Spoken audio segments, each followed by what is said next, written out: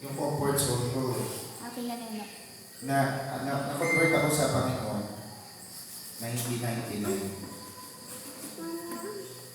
Year 1999, tinanggap ko ang Panginoon. Then, 2008, nag-asawa ko. Then, nag-start ako ng ministry 2010. Dito ako nagkaroon ng, ang unang ministry is, ministry ng yung sa internet. So I just, ginagawa ko, sinishare ko lang yung mga mensahe, no? Yun lang yung ginagawa ko. Hindi per se ako yung nagsishare. Marunong ako mag-share, pero ang ginagawa ko yung mga tracks, sinishare ko lang sa tao. Would you like to have the, yung sabi ko yung tracks, ganyan. So, ganyan yung tao. Dati, tatakot ako magsarili. Yung sariling lakad na kailangan gusto ko lagi may kasama. Nasanay ako ang mga kasama ko na mga maglalawan. So, lagi ako kasama sa Bible study, ako yung taga-buklat ng Bible, ako sa memory verse, marami ang mga alam. Pero yun pala yung comfort zone ko. So, naranasan ko ang comfort zone matagal bago ko na-train. And ito palang bagay na ito ay pagtuturo sa akin ng Diyos na ang buhay Kristiyano hindi yung gusto natin. Ang buhay Kristiyano hindi siya diretso, smooth. Hindi yan smooth sailing. Gusto natin, sabi doon, ang awit is, daw naniwala doon, ang buhay ng Kristiyano ay masaya tunay. Kuya Macau, nakaya ka na? Ang buhay ng Kristiyano, hindi yan laging masaya. Maraming pagsubok. So, ang buhay namin mag-asawa, na since then, hindi kami tumigil sa Panginoon. Magi nag-lukewarm kami, nagkaroon kami ng problem. Yung comfort zone ko, lahat ng buong pamilya ko nakasupport. Nung nag-start ako ng ministry, buong pamilya ko nakasupport na. Akala ko yun yung ministry. Akala ko, parang mas tagumpay ako sa ilo. Akala ko gano'n. Kasi, all of a sudden, biglang, yun pala, tuturuan na ako ng Diyos. Ito na. Nag-downfall na nga. Alam niyo po, dumating sa point, pinapalayas ako ng nanay ko sa bahay. Hindi ko maintindihan bakit. Galit sa akin ang nanay ko, galit sa asawa ko. Hindi ko alam. Hindi ko maintindihan. There's sometimes na pati yung iuugali ko na sa kanila, nagiging rap na rin ako sa kanila. Yung nagiging, parang dahil sa tawag dito, yung intense na problem, yung stress. Akala ko, mas tama pa yung yung rene-react ko. Di ba pag kayo ay kinagagalitan, pinipersecute kayo, di ba ang nasa isip niyo parang gumanti? Yun eh. Pero yun pala yung pagtuturo ng Diyos sa akin. So, itong araw na to, ito yung first day na magko-communion ako dito sa church. Na binigay sa akin ng Panginoon. Hindi ito sa akin. Sa Kanya ito. Binigay niya sa akin, nangarap ako one day sa ko, Lord, sana meron din ako hinahandle ng church. Ito real talk to mga kapatid. Wala akong sarili, wala akong yung maayos na, kasi umalis ako doon sa maayos na trabaho. May trabaho ako, nasa opisina ko, umalis ako doon. Nagsapalagan ako ng mag-drive, mag-grab, pero hating-hati yung oras ko. Lisa pa. Lisa. So, yung buhay Kristiyano, hindi siya ganito. Talagang tatanggalin ka ng Diyos sa comfort zone. So ngayon, anong plano ng Diyos eh. Minsan may akyat, minsan may baba, minsan may taas. May pataas, minsan pagaling. Hindi mo alam. Minsan malaglag ka talaga dun sa hukay. Pero ibabangin ka tayo ng Panginoon. So, nagpapasalamat ako sa Panginoon kasi ang kabutihan ng Diyos ay nariyan. Kaya yung awit na The Goodness of God, habang piniplay ko yun sa sasakyan, tapos umuwi ako dito. Sabi ko, Lord, napaka-imposibleng mangyari ng kalagayan ko ngayon. Sabi ko, kung ititrace mo, hindi ganito yung no? Sabi ko sa Panginoon, Lord, napakabuti mo talaga. Ang masasabi ko lang sa Kanya, sabi ko, Panginoon, mabuti ka talaga sa mga anak. Hindi pa po kami pinabayaan ng Diyos sa kailan. Marami kaming downfall, marami kaming shortcoming, marami kaming pagkakamali, marami kaming attitude na hindi tama. Pero yung puso namin nandun talaga sa Kanya. Kaya, even yung ministry dito sa Tanay, hindi siya sobrang madami ng una, pero later on nawala. Kaya, even yung ministry dito sa Tanay, hindi siya sobrang madami ng una, pero later on nawala. Okay. Pero pag-uwi ko, lahat bumaba na kayo ng taras. Ako na lang pag-akyat ko, sabi ko, iniisip ko, Lord, matatapos na naman yung buong isang linggo. Ano ba yung kabutihan na ginawa mo sa buhay ko? Yun. Habang umaakyat ako, paakyat dito. Umiiyak ako, halos umigaw ako doon sa sasakyan. Kasi yung kabutihan ng Diyos, nariyan ko. Yung kamay ng Diyos na yan. Hanggang hindi ka sumusuko. Kaya, kahit yun nandyan sa live, sa TikTok, manampalataya kayo sa Panginoon. Sundin yung mensahe sa huling panahon na ito. And makikita niyo yung kapangyarihan ng Diyos. Ito yung sa inyo din. Kung ano yung plano ng Diyos sa inyo, hindi nyo minsan alam yan. Hindi mo malalaman yung plano ng Diyos. Pwede nyo pakibasa yung Ephesians chapter 1 verse 2. This is predestination. Yung predestination sa tao, ano ba yung predestination? Ang predestination is you are before ordained. So, foreordained ka. Ano yun? Pinili ka na ng Diyos eh. You are chosen before the foundation of the world. Bago pa lalangin lahat, bago pa mangyari yung nangyayari ngayon sa gitna natin, nandun na yan sa plano ng Diyos. Pakihanap niyo pa yung isang talata, yung counsel of His will. Ephesians chapter 1 to. Ephesians chapter 1 pa rin. 1 pa rin. Pakibasa yun. So, 1:4 muna, 1:4. Sige po, ako na magbasa. Ephesians chapter 1 verse 4. Ephesians chapter 1. So, bakit ba Sige. Verse 4. At ayon sa pagkapili niya sa atin, sa Kanya, bago itinatag ang sanglibutan, upang tayo maging mga banal at mga walang dungis sa harapan niya sa pag-ibig.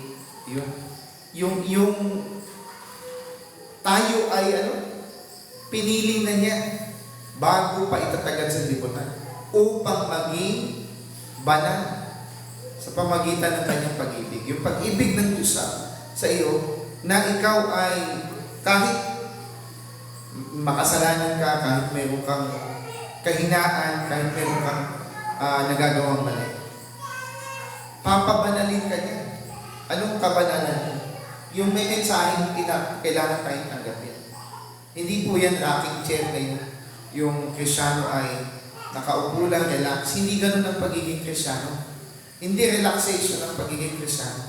Ang Kristyano, dadanas talaga yan ang mga rough situation. Andyan yung problema. Sabi ni Kristo, naparito ako Naparito ako upang sabi niya, Bigay na dala ng tabak. tabak. Pakihanap nga yung balik. Ano po yan? Yung pagdala ng tabak ni Kristo sa isang pamilya, yun ang gagawin niya. Nasa Synoptic Gospel So, po yan. ibig sabihin, sa kalagayan niya, sabi niya, hindi ako naparito para magbigay ng kapayapaan. Bakit gano'n? No? Bakit? Kasi, ang Kristiyano, pag sinunod niya ang kalooban ng Diyos, Pagkaalitin daw yung hindi yan smooth. Amen. Nandyan talaga yung magagalit ang magulang mo sa'yo. Nandyan talaga yung, minsan hindi maiintindihan ng asawa mo kung ano yung pinaniniwalaan. Minsan, kukontrahin ka ng minamahal mo. Minsan, magiging kalaban mo. Matthew chapter 10. Papakibasa yan. Okay, sabi dito, huwag ninyong isiping ako'y naparito upang magdala ng kapayapaan sa lupa. Hindi ako naparito upang magdala ng kapayapaan kundi tabak.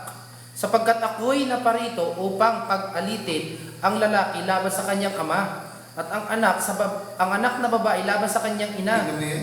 at ang manugang na babae laban sa kanyang biyanang babae. Pati yung magulang. Totoo yun, sister. Yung mismong biyanan mo, kalaban mo, yung mismong tatay at nanay mo, kaaway mo. Pero hindi dahil mali yung ginagawa mo. No? Kaya nagagalit yung tao sa'yo, mali ginagawa mo. Hindi dapat gano'n. Dapat tama yung ginagawa mo.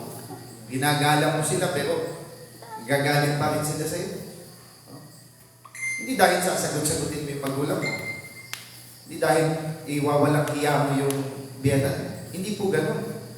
Dahil sinasabuhay mo yung salita ng Diyos. Pag isinabuhay mo yung salita ng Diyos, may problema sa pamilya, darating. Nung nag-ministry kami, dumating yung problema sa pamilya. Dumating yung problema namin mag-asawa. In reality, sa real talk lang ito, mga kaibigan, mga kapatid. Pag nag-asawa ka, lalo na kung kahit parehas pa kayo Kristiyano, magkakaroon kayo ng problema. Paano problema? Dadating yung problema. Kaya nga sabi ko, hindi smooth sailing yung Kristiyano.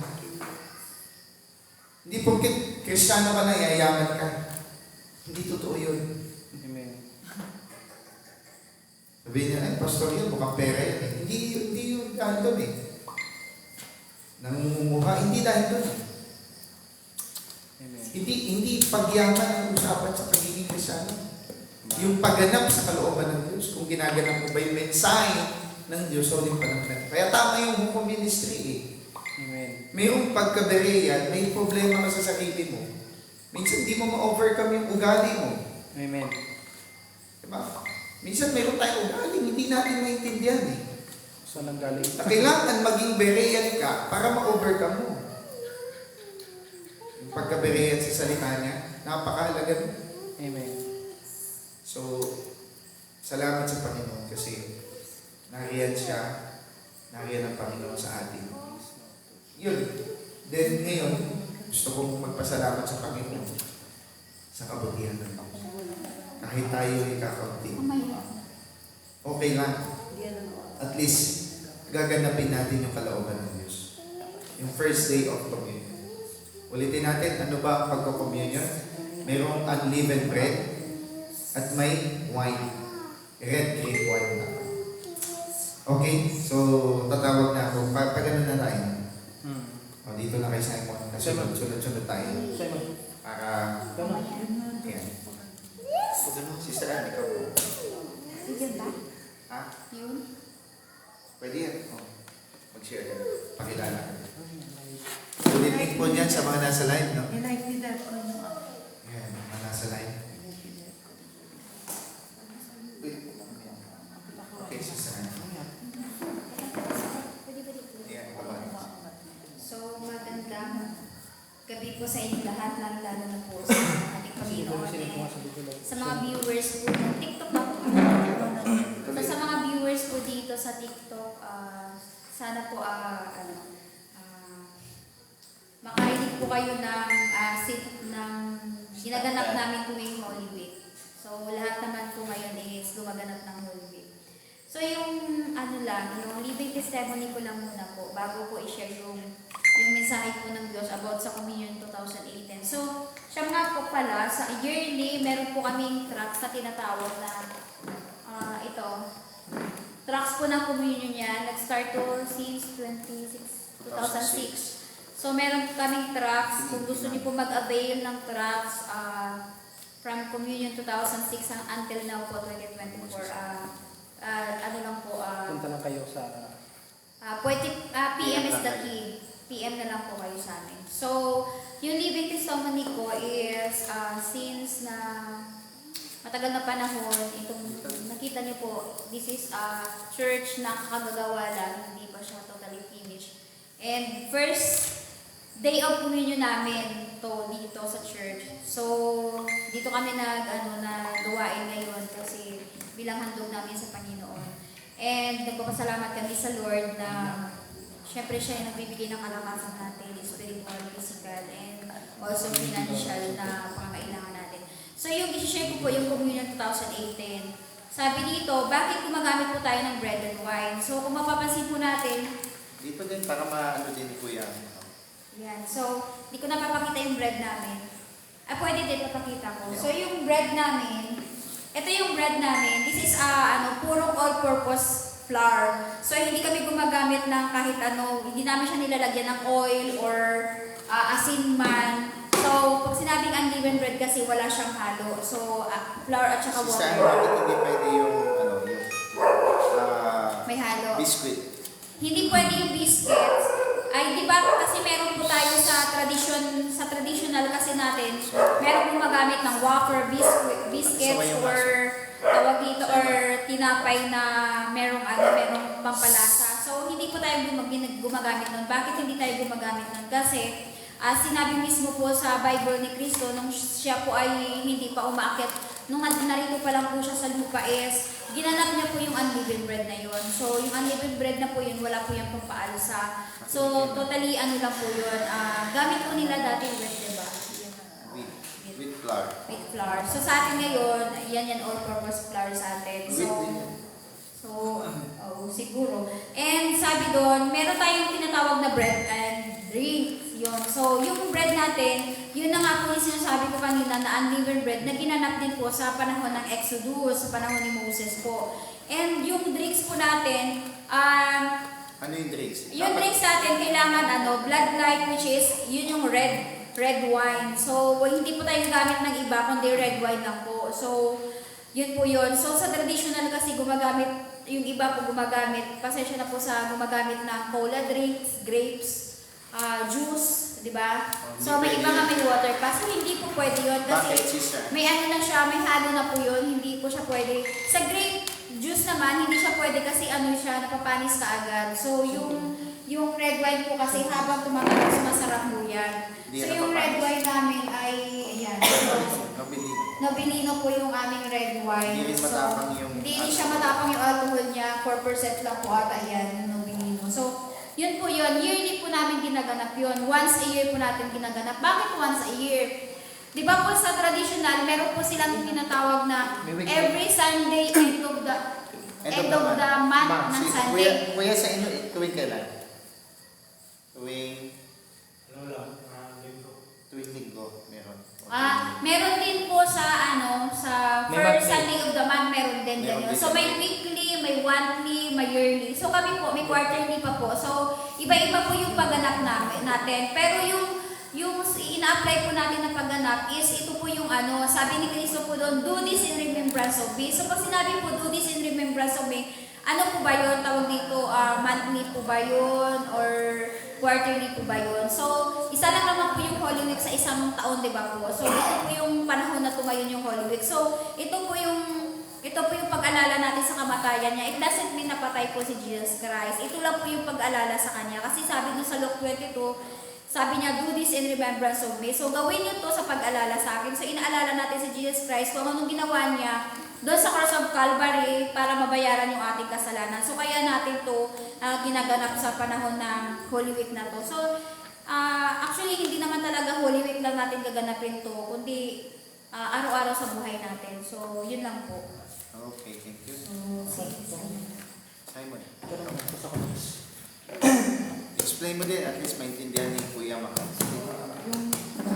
Yung share ko na is yung Communion Lord Supper po. Meron po kasi kami yearly na ginagawa po ng grants, which is yung patungkol po sa communion. So, kung hindi po na-explain si Sir, yung communion po kasi sa Tagalog po is communion. Yung communion po, para sa po ba yung communion? Yung communion po, para po sa pag-alala ng kamatayan ni Cristo. Sabi nga po, di ba dun sa verse na, verse po ng Luke 22:19 to 20, tapos yung 1 Corinthians 11:24-26, sabi po doon na Please do in remembrance of me and do this in remembrance of me. Sa Tagalog po, gawin ninyo ito sa pag-aalala sa akin. So bakit po ba natin ginaganap yung communion? Ginaganap po natin yung communion sa pamamagitan po ng pag-aalala ng kamatayan ni Cristo. Kasi nung kasama niya po yung mga apostol, sabi niya po, di ba, na kung sino man yung gumawa o gumanap ng aking pag-aalala sa aking kamatayan ay may parte sa kaharian ko. So tayo po as nobya po ni Cristo, pag ginanap po natin yung meron tayong parte sa kanyang kaharian. So ano po ba yung dapat natin ganapin? Yung dapat po natin ganapin, yung bread po is yung walang lipadura po. Kasi yun po yung tipod larawan na katawan ni Cristo na walang kasalanan. Yun din po yung tipod larawan na purong salita ng Diyos na ibinungo sa atin para po bulay-bulayan natin. Tapos ano naman po yung dapat nating inumin tuwing communion? Yung dapat po nating inumin tuwing communion is yung wine, which is yung red wine. Kasi yun po yung tipod larawan ng pula na dugo ni Cristo na wala din po halong lipadura or walang halong kasalanan. Yun po yung binungo sa atin. Ano yung libadura? Yung libadura po kasi yun po yung kasalanan na nakahalo sa atin. Tayo po, di ba? Even though may nagagawa tayong kasalanan, pero yung ginamit na katawan ni Cristo at yung dugo niya na ibinungo sa atin is walang kasalanan.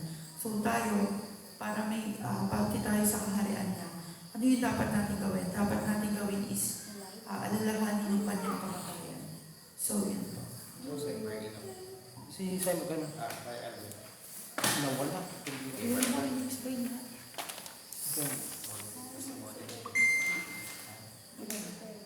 Yung kay Tox yan. 5.4.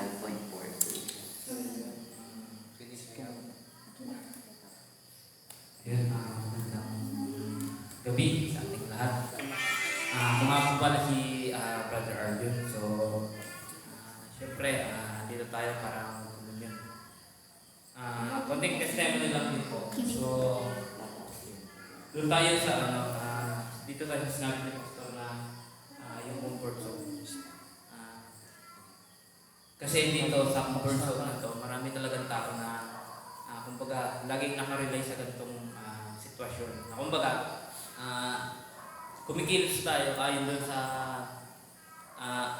doon sa kalagayan natin na hindi tayo nahihirapan o kumbaga yung kagustuhan lang natin yung parang gusto natin mangyari at hindi yung kalooban ng Panginoon.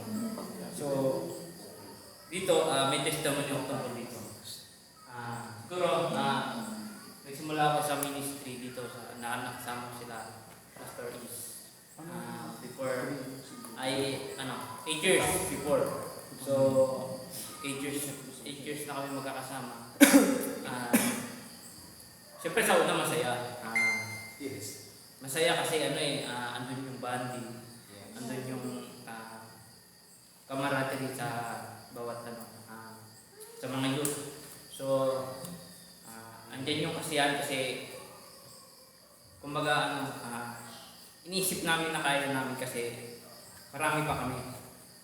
Pero dumating sa point na yung camaraderie na yun is nagkaroon siya ng isang bagay na kumbaga ito yung dagok na pinagdaan ng ministry yung nagkaroon kami ng problema sa isa't isa ayun at unti-unti kami nawala. So nawala yung kumbaga parang dumating dun sa point na nawala yung sigla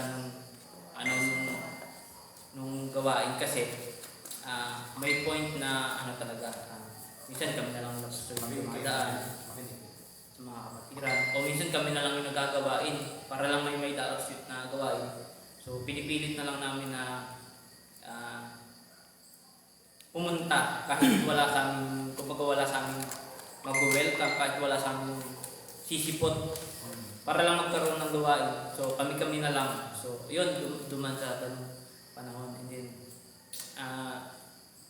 siyempre napagtagumpayan yun, lalo na kasi kasama natin yung Panginoon. Napagtagumpayan yung ganung estado na para kumbaga parang nasanay kami na okay lang yan kasi kung sino yung makikinig, yun na lang yung makinig. So dumating kami dun sa point na gano'n na parang na sige kung tayo na lang.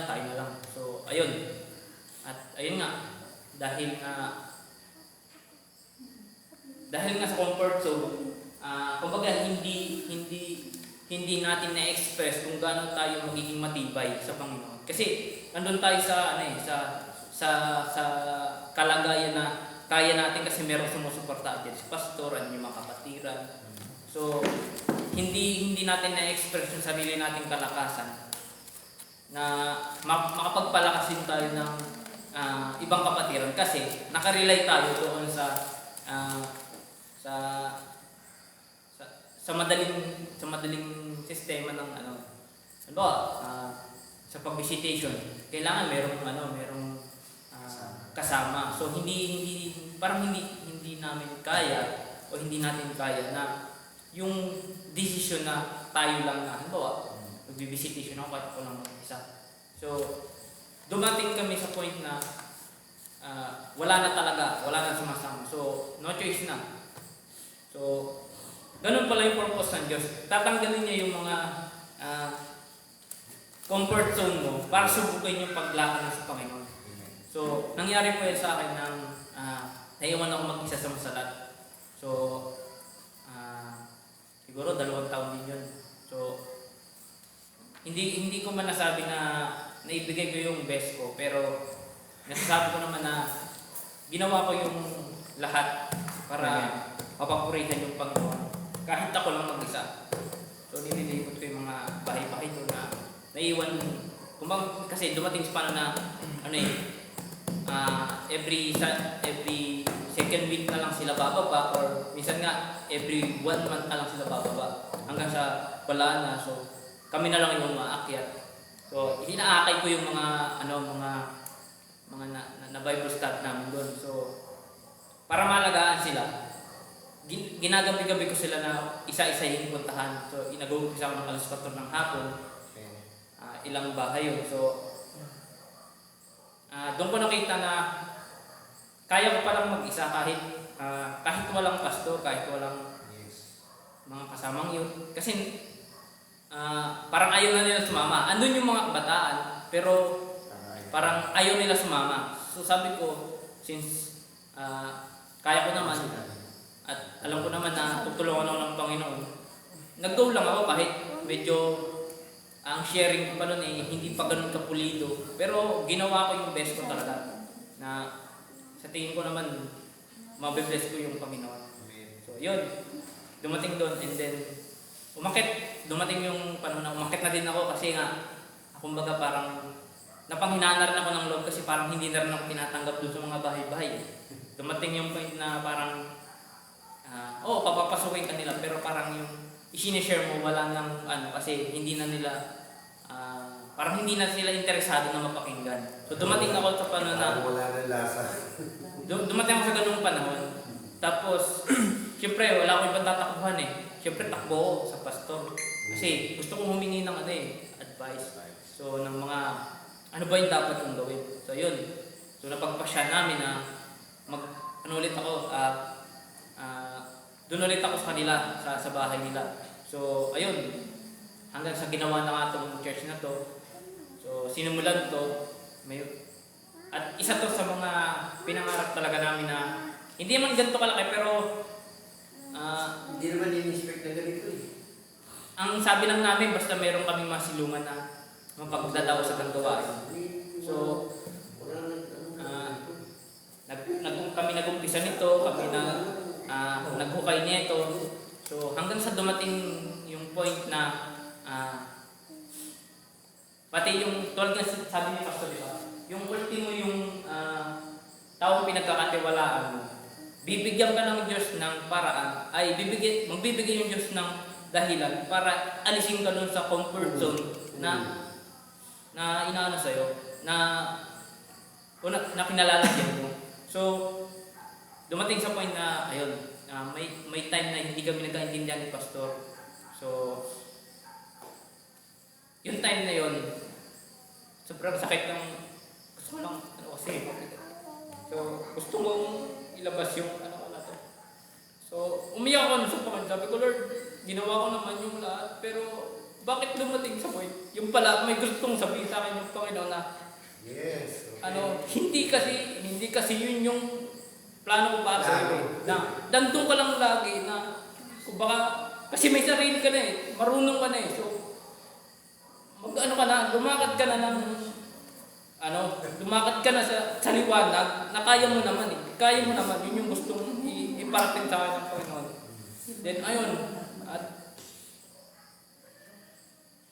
dumating yung panahon na sabi ko sa Lord, gusto ko lang bumalik. Gusto ko na ulit mag-serve na buong puso ko. Pero kahit dumating kasi sa point na umalis talaga ako sa gawain eh. Kumbaga nag-lookform ako. Pero hindi ako nag-lookform na katulad ng iba na barkada, Ginawa na yung mga mission. mga bisyo. Ang ginawa ko, nag-pray ako sa Lord, ano ba yung purpose mo? Bakit mo ako inalisa sa comfort zone na yun? And then sabi ni Lord, merong isang bagay akong ipapagawa sa'yo. So, ang ginawa niya, binigyan niya ako ng isang disciple. Yung ano tawag doon, Pastor? Yung Disciple. parang ano siya. So, mag-umpisa ka sa ganito. So, ano mo yung sarili mo na, di ba yung ibang nag-look-firm, kadalasan, ang nila sa sanlibutan, di ba? Wala So, kahit ako nag-isa, kahit hindi alam nila Pastor, nakikipag-share ako sa mga pastor din, sa mga baptist, kahit kanino. So, para lang ma-revive yung spiritual ko. And then, may nakausap ako isang pastor. Sabi niya, alam mo, kung kanino ka nang galing. Sabi niya, pagpanalangin mo na, i-bless ka ng Panginoon. Kasi bumalik ka doon na may kalakasan. Hindi, kasi karaniwan naman ng mga di ba, naglulupern. Bumabalik sila talagang, kumbaga talagang down na down sila. Pero ako hindi. Sabi ko sa Lord, kahit wala ako sa amin, kahit wala kay Pastor, kahit hindi ko kasama si Pastor, Lord, sabi ko, gamitin mo pa rin ako. So ayun, ginamit ko yung mensahe na itinuro sa akin ng aking Pastor. At yun, sawa naman ng Panginoon, meron ako na akay na isa. So, ganun pala yun na halimbawa, pagka magkaano ka ng hindi lahat sa'yo maniniwala. Yung pala yung wag mong i-expect na maniniwala sa'yo lahat ng sinishare. Wag mong i-expect na maniniwala sila sa'yo agad-agad. So, kailangan mo silang paghirapan. Kailangan mo silang ulit-ulitin hanggang sa maintindihan nila kung ano ba yung gusto mong iparating sa kanila. So, ano yung kalakasan na ibigay sa akin ng pag-alis sa akin ng Panginoon sa comfort zone? So, di ba may mga panahon na marunong tayong makisama, di ba? So, dito, siyempre, ang pakikisama na ibinigay sa akin ng Panginoon, iba. Kumbaga, dati kasi, makisama tayo sa kapatiran ay sa mga kasama sa trabaho, di ba? Minsan nakikiayon pa tayo sa ginagawa nila eh. Pero yung pakisama ibinigay, itinuro sa akin ng Panginoon, hindi ganoon. Sumama ka sa kanila pero wag mong gayahin yung ginagawa nila. Kumbaga, ikaw yung mag-guide sa kanila kasi ikaw yung mas nakakaalam eh. So, ikaw yung lalakad sa liwanag na meron kang kasama. Sana ang natutunan mo doon na wag mong akayin sila na papunta sa kung ano yung ginagawa nila, kundi alisin mo sila doon. At dadating yung panahon na merong mga maniniwala sa iyo. Ayun. At sawa naman ng Diyos kahit kahit hindi ako ganun kapulido mag-share, alam ko naman sa puso ko na may natulungan ako mga tao na makaintindi ng mensahe ng Panginoon sa panahon natin ngayon. So, ayun. So, dito naman po ako, mag-share na po ako dito sa Communion 2012. So, ang kasi nito, ang pinaka-tema kasi nito is yung evangelism. So, sabi dito, yung Communion 2012, na-share naman po nila ng mga nauna yung kung anong ibig sabihin ng communion, di ba? So, ang communion is pag-alaala sa kamatayan ng Panginoong Jesus. So, ginagawa ito yearly at so gumagamit tayo ng wine at ng bread na walang libadura para sa ating pagganap. So, dito, isang verse lang yung ang i-quote ko. Dito sa Acts chapter 2 verse 46. Pakibasa rin. Acts 2:46. Okay. Para sila naman. So yung tema po nito, ano po to? Patungkol po to doon sa evangelism. Kumbaga, patungkol doon sa Sabi dito, at araw-araw sila'y nagsisipanatiling matibay sa pagkakaisa sa templo at sa pagpuputol-putol ng tinapay sa bahay-bahay.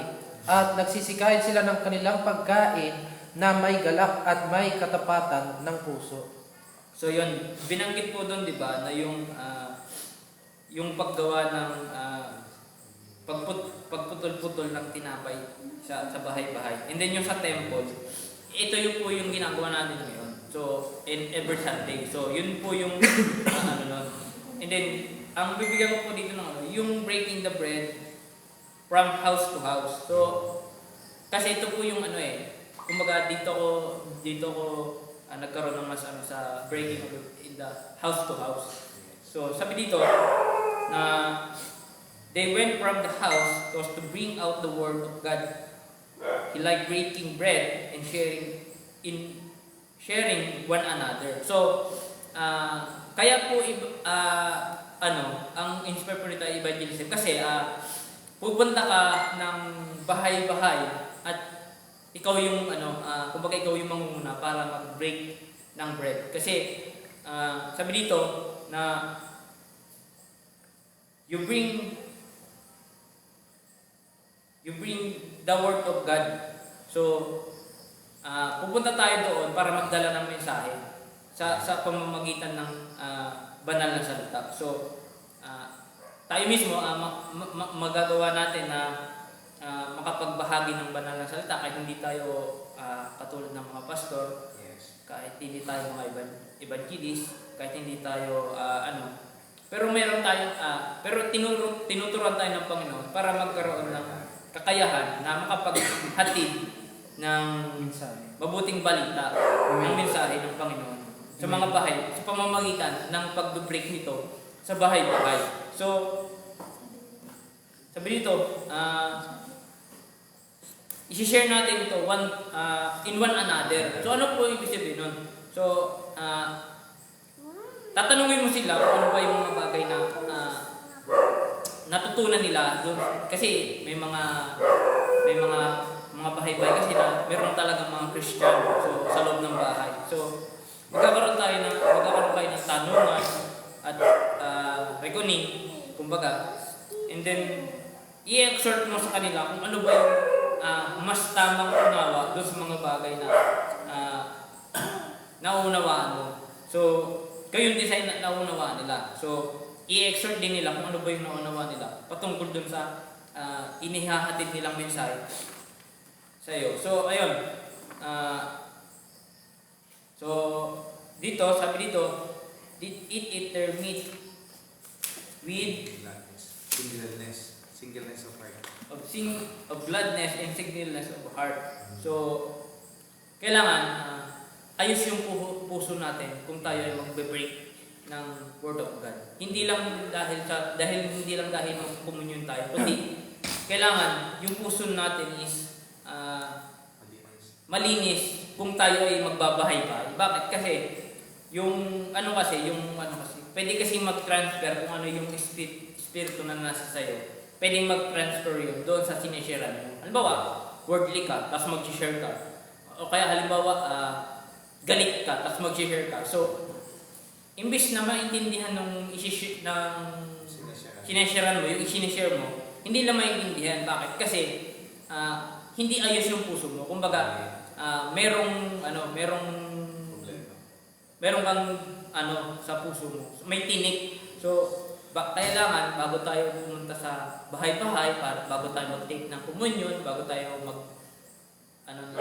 humingi muna tayo ng gabay sa Panginoon. So, hingin natin yung kalinisan sa Kanya na may share natin yung kanyang mensahe sa kalooban niya at hindi dun sa sarili lang natin na kaunawaan. So, sa akin yun lang muna. Okay. Okay. Ako naman. Kung gusto ni Kuya makapag-testimony, pwede. Hello. Iyon, magandang dito sa ating lahat. Kasi may oras na. Okay. 30 minutes na. Mag-share, mag-testimony muna ako. Ako pala si Brother Enoch sa mga nanonood dyan. So sa mga nanonood dyan, sana bigyan natin ng panahon yung pagsasaliksik ng salita ng Diyos kasi Kwaresma nga sa mga Catholics.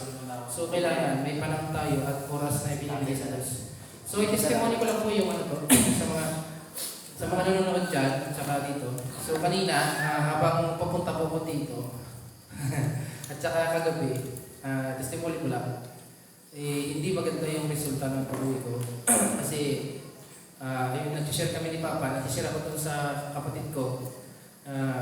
Imbis na ma-share ko yung bata, sabi ko, binibigay ko yung Bible at gusto mo basahin mo yan, sabi ko. May tanong kasi siya. So, sinirat ko siya. So, ayaw pa mabaklatin ng Bible. Sabi ko pa, evangelist ka pa naman, nangaral ka. Hindi, nagbubukas na mata kayo ng Bible kapag dito ako. Tapos kung gusto ko naman turuan sila, nagagalit ka. Ikaw ngayon ayaw mong turuan. So, sabi ko, ano ka ngayon sa Bible kung yung pagiging evangelist mo, hindi mo naman ginagawa? Di ba parang gusto ko lang siyang turuan ng yung sabi niya, sinasabi niya, hindi mo pwede turuan. Sabi niya, sinasabi mo gano'n. Kasi hindi mo naranasan. Sabi ko, dito pa, dapat, kung tama naman yung ginagawa ko, at hindi naman mali yung advice ko, mas maganda, sumunod ka. Kasi, malay mo, ginagamit pala ako ng Diyos para ikurin ka. Hindi ka nakikinig. So, minsan, yung advice ng isang tao, kailangan talaga natin pakinggan. Kahit gaano siya masakit sa atin. Gaano tayo katagal sa mensahe. Kasi bakit? Doon sa 1 Samuel, kung nabasa niyo po yung talata, yung matandang propeta at saka yung batang propeta. Di ba? So, yung matandang propeta, di ba alam yung kwento doon? Yung itong batang propeta, may command na, di ba? Sabi doon, huwag mo susundin yung sasabihin. So sometimes, hindi sometimes absolute lagi yung pinaniniwalaan natin. Hindi natin alam na minsan, ginagamit pala ng Diyos yun para mag-progress tayo. Kasi pag hindi mo nakita yun, ang mangyayari sa'yo, dinadaya mo sa sarili. Akala ko nasa mensahe ka, pero tingnan mo yung attitude natin. Di ba? Tinitingnan ko lang sabi ko, yung lagi ako sinusuway ni Pastor tungkol sa attitude ko. Kasi napapansin ko rin yun, sabi ko, pero minsan yung pinagkasalita talaga ako, ganun talaga, hindi ko siya ma-explain bakit gano'n ako.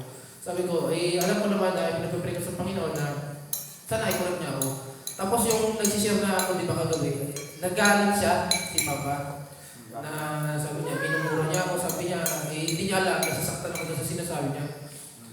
Na, sana hindi lang daw, pinapadala ko yung ano to, na, hindi na daw ako mapunta ng umaga. Hindi niya alam kung, tinatawanan ko lang siya, pero hindi niya alam na yung sinasabi niya, masakit na sa akin. Sana, maintindihan niya yung ano to. Puso ko na, gusto ko i-share yung mensahe ko kahit alam ko na marami akong pagkakamali na ano to, na sana hindi niya katisuran yung mga sinasabi. Sabi ko, hindi ko naman tinitisod yung mga kagbalay, mga pinsan ko na yan at tita. Sabi ko, hindi ko naman sila tinitisod. Sabi ko, sinishare ko lang Sabi ko, ano ba sinishare ko? Bible, ano ba kailangan pag-usapan natin Bible? Ba't allergy ka na share mo yung Bible? Ayaw mo, ano pag-usapan natin Biblia? Di ba? Kasi isikukot niya, sabi niya, bawal mag-dipati. Hindi naman tayo nag-dipati eh. Di ba? Kung patungkol lang doon, tapos ayaw mo pag-usapan ng Bible, tapos araw pa ng kamatay ng Kristo, ano pa pag-usapan sa mundo, di ba? So, sana sa mga nanonood dyan, di ba? Karoon tayo ng panahon na kailangan magseryoso na tayo sa ano to. Sa pananampalataya, hindi lang to siya sinasabi mo dahil sabihin ko malinis ako, na malinis ako. Sinasabi ko to kasi gusto ko lang sabihin na alam ko na marami akong pagkakamali na inuunti-unti ko naman. Hindi naman ako perfecto na tao eh. Di ba? Hindi naman natin kiniklik ko eh.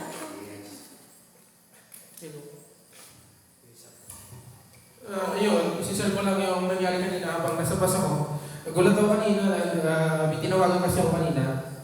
So yung kausap ko, kasi-sharing ko sa cellphone, natatawa ako doon sa driver. Sinaway ako, lakas ng tugtog. Sabi ko, ang lakas ng tugtog eh. Sabi ko, may kumawa eh, sinabot ko. Napunta kami sa sharing. Yung mga tao nagtitinginan siguro sa akin kasi habang medyo malakas kasi boses ko. Tinatalo yung boses nung tugtog na bastos na kanta. Sabi ko, habang nagsisharing kami, sinaway ako ng driver. Sabi niya, Toy, sabi niya, tumahimik ka. Sabi ko, kuya, ano ba, wala na akong ginagawa masama. Nagsishare ako ng Biblia sa kusap ko. Kung naiirita kayo sa sinasabi ko, huwag kayo makinig. Huyaan lang ako. Di ba? Hindi mo muna ako kontrol. Pati yung nasa harap ko, sinaway din ako. Sabi niya, sa simbahan mo gawin yan. Sabi ko, yung tao na ayaw pumunta sa simbahan, kayo pa ako tuturo. Dito na ako kasi dito maraming tao. Marami nakikinig. Di ba? So, ibig sabihin, lahat ng pagkakataon, sabi nga, di ba sa Deuteronomy, Joshua chapter 1 verse 8. Di ba sabi niya, ituro sa lahat ng gagawin natin. Ituro natin sa lahat ng gagawin natin, matulong, umupo, na lahat ng posisyon, anong oras. So, ibig sabihin, kasi bakit natin kailangan gawin ito? Kasi, ina-appreciate po natin yung ginawa ng Diyos sa atin. Na, di ba, yung sabi niya na, yung paborito ng talata ng lahat ng John 3:16. Yung, ano ba yung love? Di ba? Gusto ko lang i-share yung love. Yung love kasi, kung narinig, bibigyan ko po kayo ng tipo. May asawa kayo, sinasabi niyo mahal niyo siya, pero wala kang oras. Mahal ko ba talaga siya? Kunwari, asawa ko, ipalagay ko yung pag-ibig natin sa Diyos para makita natin. Kung asawa mo, isang beses mo lang kinakausap, kunwari, mga 10 minutes mo lang binibigyan ng oras yung asawa mo sa kada araw. Sa tingin mo, mahal mo yung tao niyo. Di ba hindi? Ibig sabihin, para ma-define mo yung love, binibigyan mo siya ng oras. So, ibig sabihin, kapag ang bagay o pagmamahal mo sa Diyos, hindi mo naman binibigyan ng oras, pag-ibig ba talaga yun? Hindi, kasi bakit? Hindi mo binibigyan ng oras eh. Sabi ng Diyos love God. Sabi ni Kristo, love God. Love your neighbor. Love yourself. Pangatlo ka nga love. So, ibig sabihin, kung yung Diyos nga hindi mo ka binibigyan ng oras kahit nga isang oras kahit 2 oras di ba? So, yun lang yung gusto ko i-share na hindi ko lang kung bakit gusto ko sabihin. So, i-share ko po ngayon yung ano to, yung sa Communion 2008. Yung self-grouping. Yung sa self-grouping po, ano po yung isang spiritual implication po ng communion. So, di ba, nung gabi na mamamatay na si Kristo, di ba, nagkaroon, inutusan ni Kristo yung mga apostol na na, di ba, mag-gather sila bago mamatay si Kristo. So, at tanong ko, bakit kailangan mag-gather? Nung 12 apostol, kasama pa doon si Juan, di ba? Kasama doon si Judas Iscariot, di ba? Na nag-try na kay Kristo. At tanong ko, bakit nagkaroon ng gathering? Di ba? So, yun yung isang kailangan maintindihan ng tao na ito, gathering na ito, bahalaga ito. Bakit? Sabi ni Kristo, basahin ko nga dito, Matthew chapter 18, verse 20. Sabi niyo po dito sapagkat saan man may 2 o 3 na nagkakatipon, sa pangalan ko, naroon ako kasama nila. So, ibig sabihin, itong pagtitipon na ito, yung gathering na ito, mahalaga yung sa Diyos kasi sabi niya, 2 at 3 nagkakatipon. So, ibig sabihin yung gabing pagkakatipon na malapit na mamatay si Kristo, mahalaga yun kasi bakit? Ito yung panahon o araw na kailangan, alalahanin natin, itong utos to Di ba? Kasi ito, self-grouping nito, mahalaga ito kasi sabi, nagkakaroon sinabi kanina ni Brother Anjo, na nagkakaroon ng breaking of the bread. So, ano ba yung tipon na raw ng breaking of the bread? So, yung breaking of the bread, hindi lang ito yung tinapay na literal, may spiritual din application. Yes. Yung tinapay na sinasabi dito ito, yung Matthew chapter 4 verse. Kung masabi nga sa Brother Simon, ano masabi sa Matthew chapter 4 verse 4? Hindi lang sa tinapay. Hindi lang sa Tinapay. Kundi ano yung tinapay na sinasabi? Ito yung tinapay na nagmula sa Kada. di ba John chapter 6? Ito yung Oo, tama. Di ba, Matthew chapter 1 verse 4, hindi lamang nabubuhay ang tao sa tinapay kundi sa bawat salita na nagmumutawi sa bibig ng Diyos. Sabi sa sa John chapter 6, ito yung tinapay na galing sa langit. Yung tinapay na yun, ano yun? Ito, word. So, ibig sabihin, itong ginagawa natin, pagkain pala ng ating espiritu. So, ito yung spiritual implication po ng communion natin ngayon na inaalala natin itong sabi doon, John 3:16, gano'n na lamang ang pag-ibig ng Diyos. So, ibig sabihin yung pag-ibig ng Diyos, ina-appreciate natin, inaalala natin kasi bakit? Mahal natin ng Diyos eh. Hindi naman natin ito ginagawa dahil pakitang tao lang tayo, hindi Kristiyano tayo, perfect na tayo, hindi. Nagpunta tayo dito para magpakorek. Yes. Kasi at church, it is a place na kailangan magtuturo sa atin ang magagay para yung mga mali nating nagawa, iaayos. Kaya andyan yung church, kasi para itama ka. Yan ang purpose ng church. Kumbaga ang church, hospital. Hospital ka ng mga kaluluwang nagkakasala at nagkakamali. So, yun lang po. Sana po makatulong po ito sa mga nanonood dyan. Para din po sa akin kasi ginagawa ko po ito kasi sabi ng pastor, training ground ko po ito kasi gusto ko po maging pastor. So, hindi ko yun dahil lang gusto ko kasi hilig ko sa Diyos na gusto ko maging pastor. So, purihin po natin ang Panginoon sa tubig. Amen. Praise the Lord.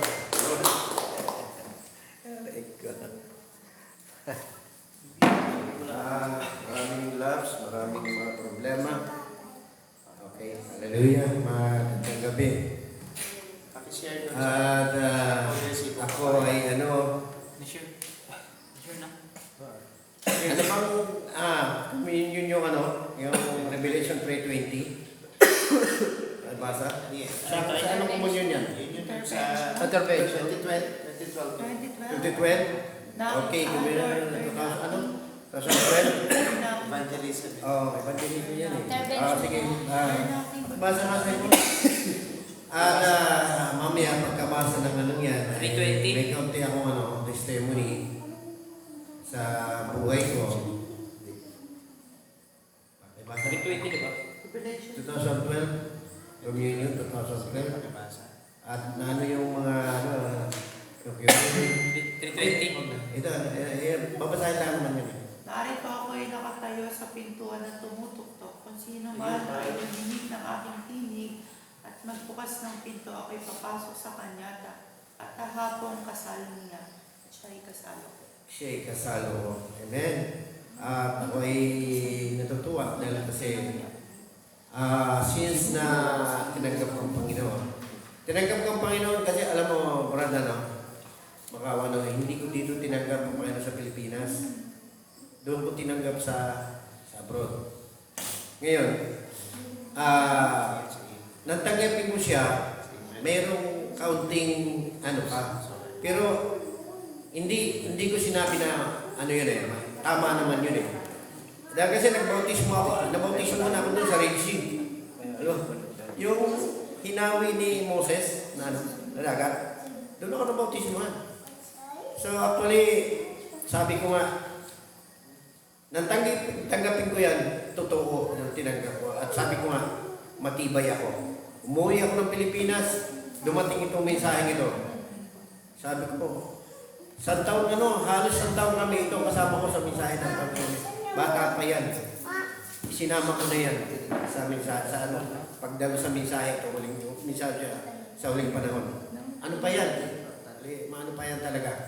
So, 1999, tinanggap niya si Kristo. Mensahe na talaga. Mensahe na talaga ng end time.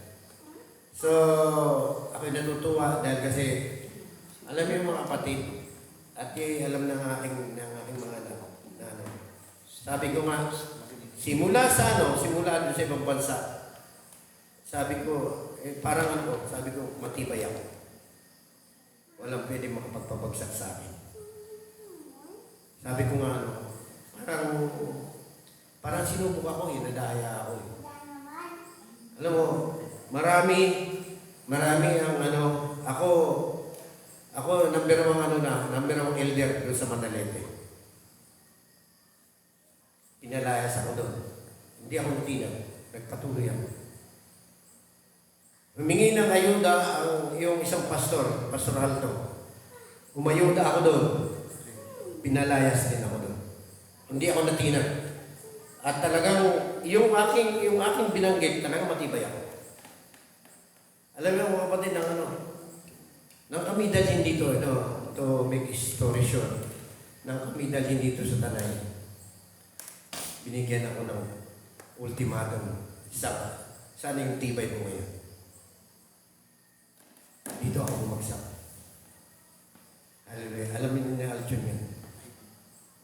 Dito ako talaga bumagsak.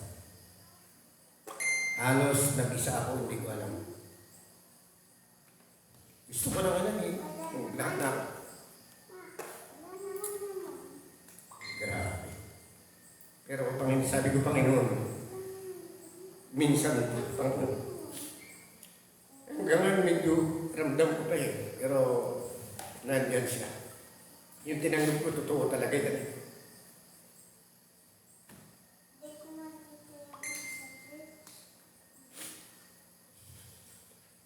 Binigyan ako ng lahat. Kasi sa puso ko lahat ng mga doon sa pinanggalingan namin church. Binanatan ako eh. Maging yung binanatan pa rin nila ako doon. Pero hindi ako natinag. Nagtayo pa rin ako ng church doon sa Pagray. Saan ako. Lahat.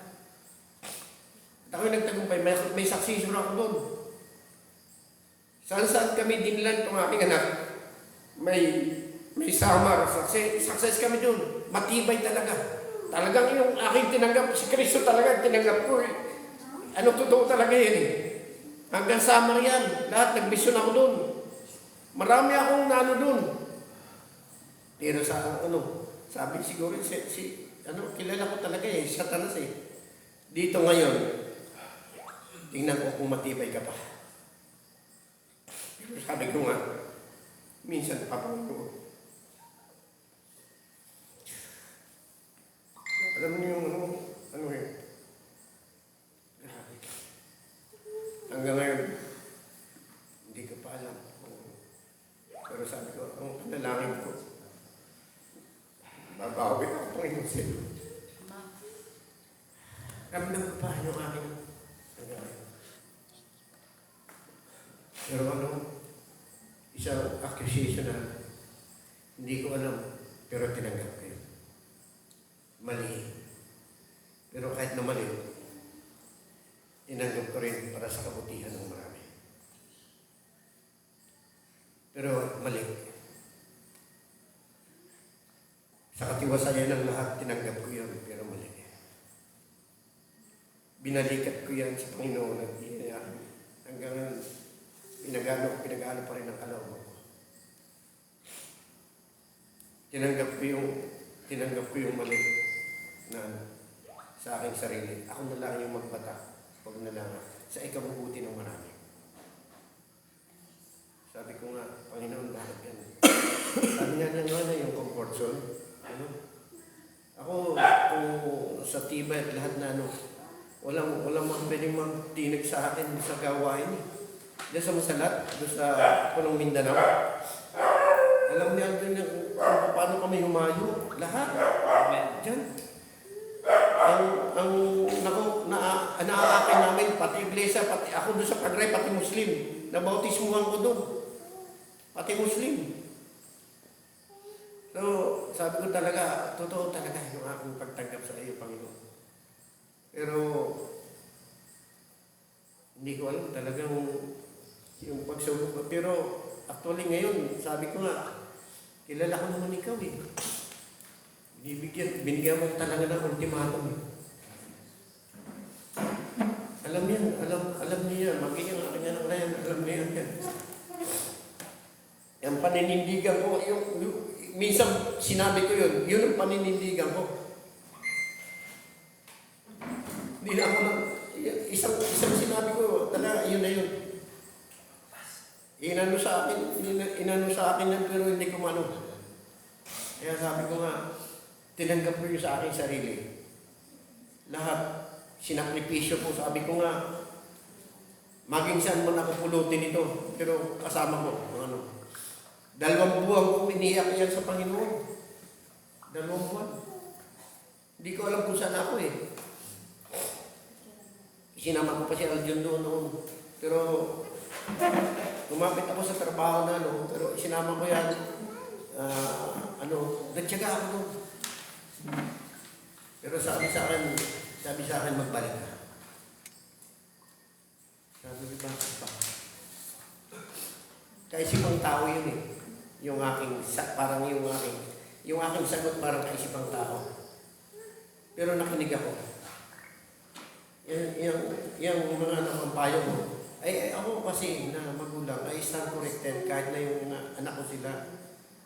Ako'y nagpapakorek sa kanila. Yung aking isang anak, tinawagan ako. Sabi, tatay, gusto mo ba bumalik? Sabi ko, bumalik ako. Pero, sabi niya, yung pagbalik, lahat ay titiisin mo. Maging yan, aming anak na yun. Sabi, tatay, lahat titiisin mo. Tanggapin mo lahat. Tinanggap ko. Lahat tinanggap ko. Pero mali. Ang lang nun na yung tinanggap ko na yan para sa katiwasayan ng lahat.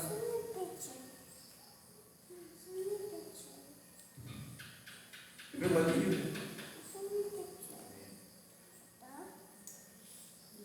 Nagsalita ako dyan. Kami magkakasama, kami bumaba nung Yung isang sinabi ko yun doon ako nanindigan. Yun talaga. Yun ang katotohanan. Pero nagpapasalamat sa Panginoon dahil kasi sabi ko nga, Panginoon, kung talagang yan, kung talagang yan, kukunin mo yung buhay ko. Pero bakit? Sabi ko, nararamdaman ko naman eh. Sabi ko, Panginoon, alam ko naman na malinis yung puso ko eh. Sabi mo, pakibasa ng Ephesians chapter 6, verse 6 to 8 lang. Ephesians chapter 6. So, lahat ay nawala. Pero ngayon, sabi ko, Ephesians na tayo. chapter 6, verse 6, 7 at saka 8.